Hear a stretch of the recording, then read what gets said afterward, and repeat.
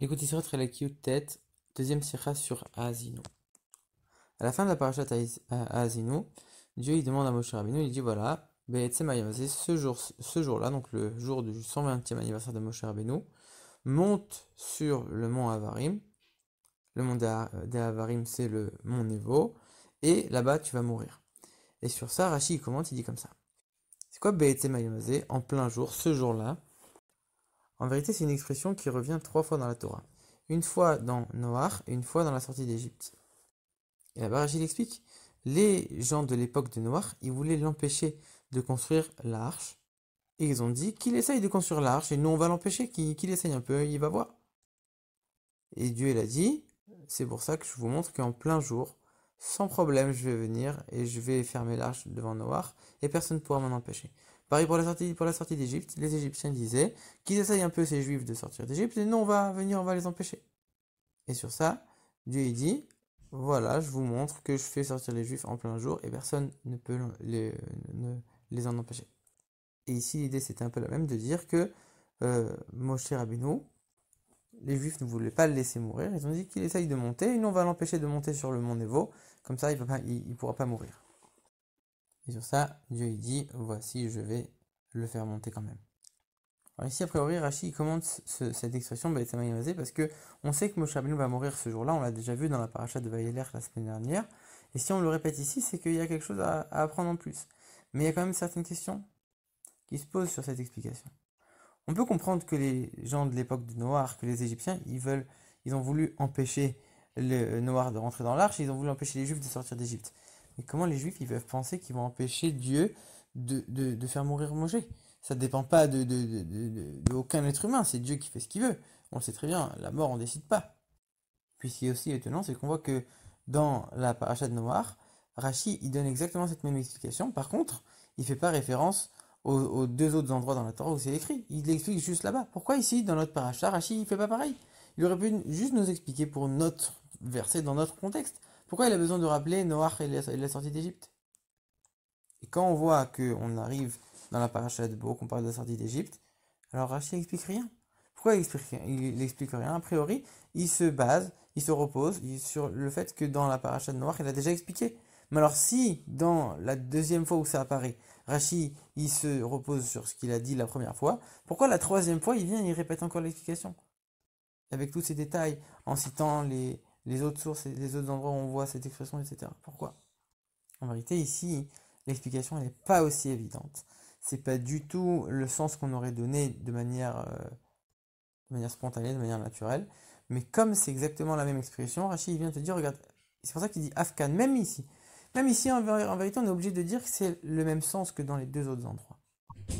Maintenant, on va voir encore plusieurs questions de manière un peu plus précise sur Rachid. Pour les gens de l'époque de Noach et pour les Égyptiens, Rachid n'explique pas pourquoi ils ont voulu les en empêcher, c'est évident. Par contre, quand il parle des Juifs qui voulaient empêcher Moshe de mourir, alors il dit, parce qu'il nous a fait, tel bienfait, voilà tout ce que Moshe nous a fait, alors il commence à énumérer tout ce qu'il a fait. Pourquoi on a besoin d'énumérer? C'est évident que les Juifs ne voulaient pas que Moshe y meure. Deuxième question, on voit que Rachid il se suffit pas, il dit pas seulement les gens de Noach et les Égyptiens, ils ont voulu les en empêcher. Il dit quoi? Ils ont dit attention, qu'ils essayent un peu de rentrer dans l'arche, et nous on va prendre des marteaux, on va prendre des haches, et on va casser. Et pareil, donc déjà en plus on voit qu'il dit deux termes, et les marteaux et les haches. Pareil pour les Égyptiens, il dit pas seulement on va les en empêcher, il dit quoi? Qu'ils essayent un peu de sortir, et nous on va prendre des épées, on va prendre des armes, et on va les tuer. Pareil, ici aussi, il dit deux termes, les épées et les armes. Pourquoi il rajoute ces précisions-là, alors que quand on regarde pour les Juifs, il dit rien? Pareil pour Noach et les Égyptiens, Dieu il dit que tout celui qui a envie d'essayer de m'en empêcher, qu'il vienne, et qu'on va voir un peu, qu'il essaye un peu. Et pour Moshe Rabbeinu, il dit pas ça, il dit, voici, je vais le faire monter sur le mont, quoi qu'il arrive. Mais il dit pas, venez essayer de l'en empêcher.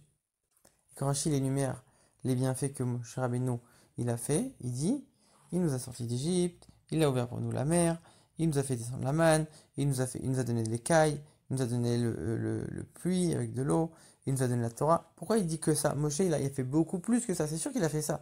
Mais pourquoi par exemple il a gagné la guerre de Siron et Og, il a donné de l'eau quand c'était Mara? Il y a plein de choses qu'on aurait pu dire. Pourquoi il a choisi précisément ces exemples-là?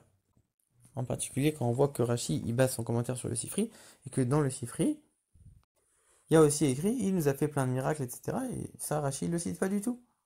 Et enfin, pourquoi le titre du commentaire de Rashi, il est Va Vaïdaber Hashem el Moshe, il explique uniquement les mots Be'etzem Hayamazé. Pourquoi il rajoute aussi le début du verset? Il aurait dû citer uniquement cette expression. Alors, comme on l'a dit tout à l'heure, ici, ça aurait pas été logique de penser cette explication. Donc, Rachid est obligé d'amener les deux autres endroits pour nous dire c'est la même expression, donc c'est le même sens. Mais comment on aurait pu penser que ici, les Juifs ils veulent faire le contraire de la volonté de Dieu? Les gens de Noach, de l'époque de Noach, les Égyptiens, ils voulaient empêcher la volonté divine. Mais ici, en plus, c'était pas l'époque du désert, c'était ceux qui allaient rentrer en Israël. C'était des Sadikim. Comment on pourrait penser qu'ils voulaient faire le contraire de la volonté de Dieu? Et donc c'est pour ça que Rachid dit c'était difficile de penser que une chose pareille, mais comme c'est la même expression, alors c'est la même chose que dans les deux autres endroits. Mais ça aurait pas été logique de penser comme ça. Et de la même manière que pour Noach, il voulait l'empêcher de rentrer dans l'arche, d'aller d'un endroit à l'autre. Les Égyptiens voulaient empêcher les Juifs de sortir d'Égypte, d'aller d'un endroit à l'autre. De la même manière pour Moshe, ils ont dit on va l'empêcher d'aller sur le mont Nebo, puisque c'est en allant à cet endroit qu'il va mourir. On va l'empêcher d'aller sur le mont Nebo, et comme ça automatiquement il ne mourra pas. Et là aussi on voit une différence, c'est que les gens de l'époque de Noach et les Égyptiens, c'était pas des tzadikim. Ils croyaient pas profondément que ce que Dieu il avait dit, ça allait vraiment se passer le jour où Dieu il avait dit à Noach que le déluge allait tomber, qu'il allait monter dans l'arche. Le jour où Dieu il avait dit aux Juifs qu'ils allaient sortir d'Égypte, les Goïms ils pensaient pas que ça allait vraiment se passer comme ça. Et donc du coup ils devaient tout faire pour que ça ne puisse même pas être possible. C'est pour ça qu'ils ont rajouté, ils rajoutent Rashi, ils ont dit on va casser l'arche, on va prendre des marteaux, on va prendre des haches. Pareil pour les Égyptiens, on va prendre des épées, on va prendre des armes, on va les tuer. Pour que ce soit même pas envisageable.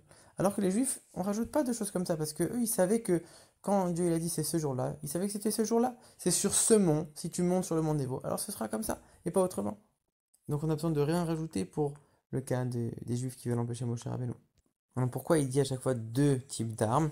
Parce que si les gens de l'époque de Noir, ils voulaient tuer Noir, bah automatiquement, Dieu il aurait plus aucune raison de protéger le monde du déluge, il aurait fait tomber le déluge. C'était Noir qui protégeait. L'arche, elle était là pour protéger Noir. Si tu tues Noir, t'as tout perdu. Donc il voulait des armes, mais pas forcément des armes qui vont tuer. C'est pour ça qu'il dit des marteaux. Des marteaux, c'est pour... On est sûr qu'on va pas tuer Noir avec ça. Par contre, les haches, c'est pour casser l'arche, ça oui. Pareil pour les Égyptiens, ils savaient que s'ils allaient commencer à tuer les Juifs, il y allait avoir une révolte chez les Juifs, une guerre civile. Et donc forcément, ils allaient avoir besoin de se protéger.